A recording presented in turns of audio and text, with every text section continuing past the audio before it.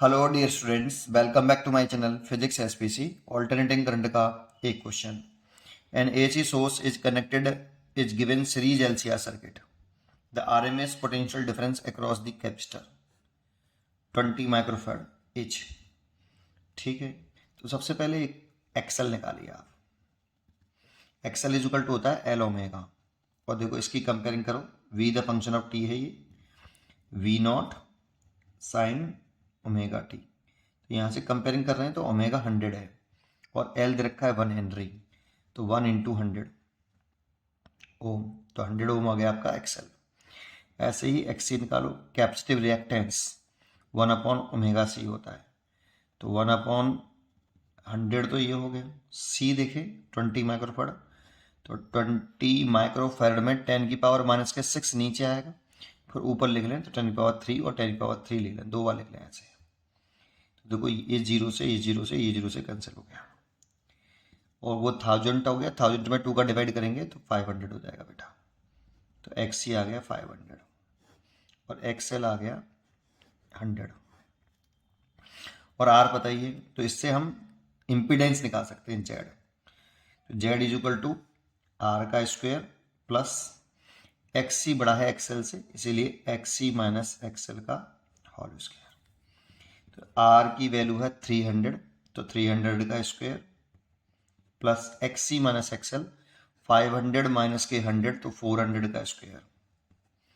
तो ये हो जाएगा आपका, डायरेक्ट लिख दूं 500 हो जाएगा।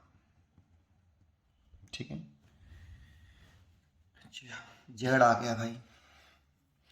अब ये देखो यहाँ से ये पीक वोल्टेज हो गया वी नॉट, ये पीक वोल्टेज हो गया सोर्स का 50√2 वोल्ट। तो इसका V R M S voltage निकाल लो टोटल सोर्स का, ये सोर्स का total voltage V R M S निकाल लो। करंट मान लो इसमें सर्किट में आई आर एम एस है, ऐसे सब में सेम होगी, सीरीज में कनेक्टेड है। तो I R M S current निकल आएगी हमारी सोर्स का total V R M S voltage divided by Z. Total current, total voltage और total effective resistance of the circuit Z. ठीक है, तो वी आर एम एस निकालना पड़ेगा पहले। V R M S equal to V zero by √2। V zero है आपकी 50√2 और ये √2 है, √2 से √2 कैंसिल, 50 वोल्ट आ गया। ये 50 वोल्ट और ये 500, तो ये 1/10 एम्पियर आ गया।